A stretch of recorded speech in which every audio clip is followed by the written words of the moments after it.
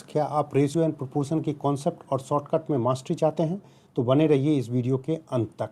आज का क्वेश्चन है, एक स्कूल में गर्ल्स और बॉयज़ का रेशियो जो है 27-29 है। कुछ लड़कियां और कुछ लड़के 9 लड़के उस स्कूल में ज्वाइन करते हैं तो उनका रेशियो हो जाता है 56:59। Find the number of girls admitted to the school. और टोटल जो शुरू में जो पूरे स्टूडेंट हैं 1008 है।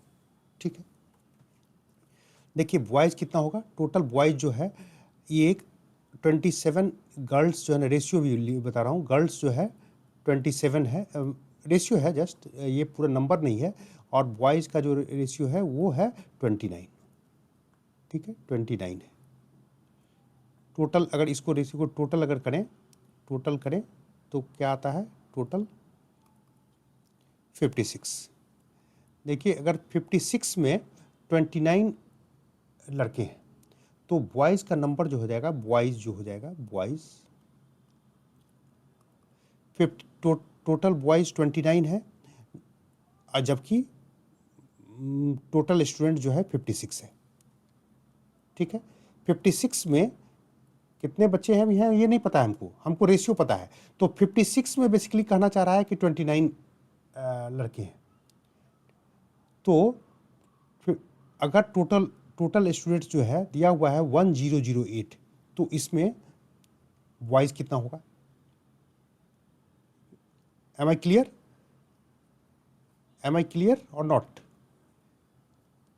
टोटल है 56 में बॉयज़ कितना है 29, तो 1008 में कितना होगा 29 डिवाइड बाई 56 इंटू 1008। यही चीज़ को मैंने यहाँ लिखा है।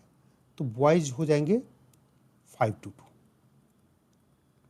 ठीक है, गर्ल्स कितना हो जाएगा,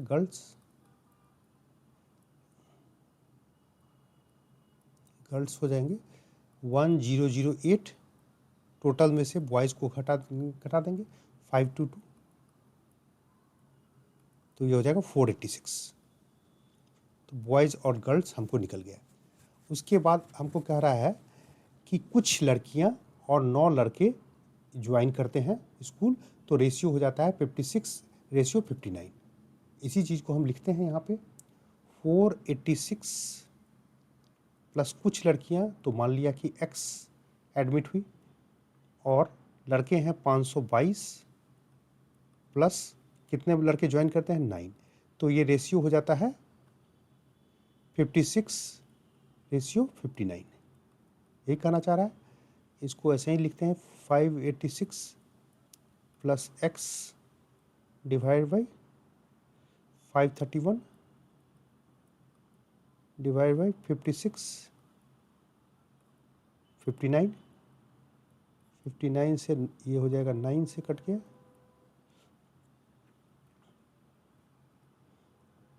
486 plus X is equal to 56 into 9। यहाँ करेंगे X इजकल टू 18 आ जाएगा। ये हमको पूछ रहा था ना कितनी लड़कियाँ एडमिट हुई, ये कोई पूछ रहा था ना। कुछ लड़कियाँ बोली थी, कुछ लड़कियाँ X माना, तो ये लड़कियाँ जो है एडमिट हुई है, ये 18 लड़कियाँ। Am I clear. चलिए दूसरा क्वेश्चन को देखते हैं। एक आदमी जो है अपना इनकम पार्ट ऑफ कुछ अपना इनकम में कुछ सेविंग करता है, कुछ खर्चा करता है, कुछ सेविंग करता है। ठीक है, the ratio of expenditure to his saving is, expenditure और सेविंग VING, कहीं टाइपिंग मिस्टेक हो जाता है। In this monthly income is 2850। Find the amount of his monthly saving. देखिए इनकम, पहले तो इनकम सबको पता होना चाहिए, फिर भी मैं लिख देता हूँ। इनकम प्लस इसमें minus expenditure is equal to saving होगा। जो हमको इनकम था उसमें एक्सपेंडिचर 100 रुपया था, उसमें मैंने 70 रुपया खर्चा कर दिया, तो 30 रुपया हमारा सेविंग हो जाएगा। यही है income minus expenditure is equal to saving, यही होता है। ठीक है, एक्सपेंडिचर रेशियो एक्सपेंडिचर दिया हुआ है, एक्सपेंडिचर जो है क्या कितना है 16:3 में दिया था, इसको मान लेते हैं 16x। और क्या दिया हुआ है सेविंग, सेविंग क्या है, सेविंग जो है हमारा 3x है, ठीक है। तो इनकम क्या हो जाएगा, इनकम हो जाएगा हमारा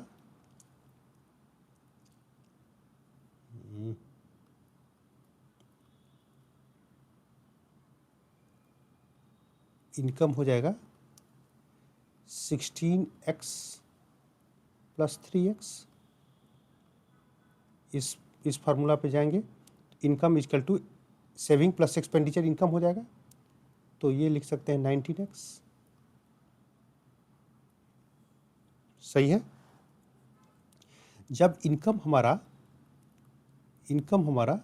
एक बार आप प्रैक्टिस करेंगे तो इतना करने की ज़रूरत नहीं है, मैं आपको कॉन्सेप्ट बताने के लिए इतना डिटेल में बताता हूँ, इतना करने की ज़रूरत नहीं है, आप तुरंत निकाल लेंगे, सिर्फ आपको समझ लेना है। बिना समझे हुए अगर आप रट के चाहेंगे तो नहीं हो पाएगा। अगर इनकम 19x है तो सेविंग क्या है 3x है। अगर इनकम जो है हमारा दिया हुआ है, इनकम 2850 है, इनकम 500, तो सेविंग कितना हो जाएगा 3x / 19x इंटू कितना 28500 इक्वल टू 4500। कॉन्सेप्ट को समझ लेना है कि क्या है इनकम एक्सपेंडिचर, कैसे इनकम जब 19x हो रहा है तो हमारा सेविंग जो है 3x होगा, और ये हमारा जो है 3x हो रहा है ना, टोटल यहाँ निकाल लिया ना इनकम। तो इनकम जब 19x है तो सेविंग कितना है 3x है, तो टोटल इनकम हमारा मंथली इनकम दिया हुआ है 2800। तो पूछ रहा है कि आपका मंथली सेविंग क्या होगा, तो 19x जब इनकम है तो सेविंग 3x है, तो जब इनकम हमारा 28,500 है तो हमारा सेविंग हो जाएगा, इस फार्मूले पे जाएंगे तो 48500। उम्मीद करता हूँ कि वीडियो काफ़ी हेल्पफुल रहा होगा। अगर कोई डाउट है तो कमेंट सेक्शन में लिखें ताकि मैं आपका डाउट क्लियर कर सकूँ।